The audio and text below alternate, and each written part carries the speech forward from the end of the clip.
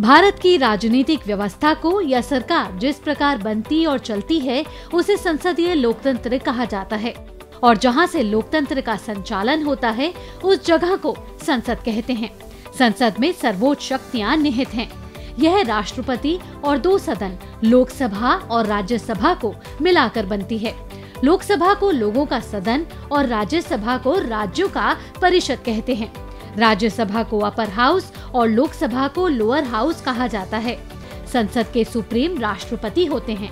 राष्ट्रपति के पास संसद के किसी भी सदन की बैठक बुलाने, सत्र की समाप्ति करने और लोकसभा भंग करने का अधिकार होता है। दोनों सदनों में पास हुए बिल राष्ट्रपति की अनुमति के बाद ही कानून का रूप ले पाते हैं। सबसे महत्वपूर्ण यह है कि जब संसद का सत्र नहीं चल रहा तब राष्ट्रपति अध्यादेश जारी कर सकते हैं।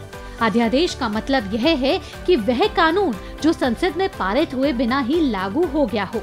लोकसभा, जैसा कि नाम से ही जाहिर है, ऐसा सदन जहां सदस्यों का चुनाव जनता सीधा वोट डालकर करती है।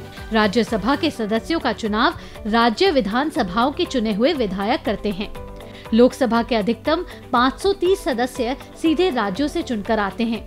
अधिकतम 20 सदस्य संघ राज्य क्षेत्रों का प्रतिनिधित्व करते हैं।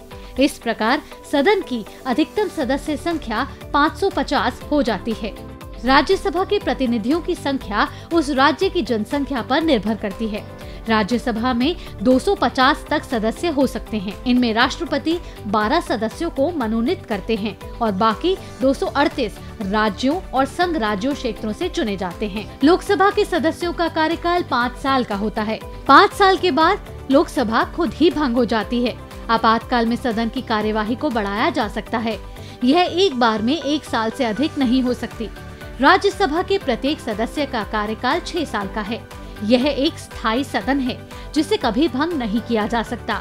हर 2 साल में 1/3 मेंबर रिटायर हो जाते हैं। लोकसभा के रिप्रेजेंटेटिव लोकसभा अध्यक्ष होते हैं। लोकसभा अध्यक्ष का चुनाव लोकसभा के सदस्य करते हैं। राज्यसभा के रिप्रेजेंटेटिव उपराष्ट्रपति होते हैं, जिन्हें लोकसभा और राज्यसभा के सदस्य चुनते हैं। संसद के दोनों सदनों को छोड़कर सभी मामलों में समान अधिकार मिले हुए हैं।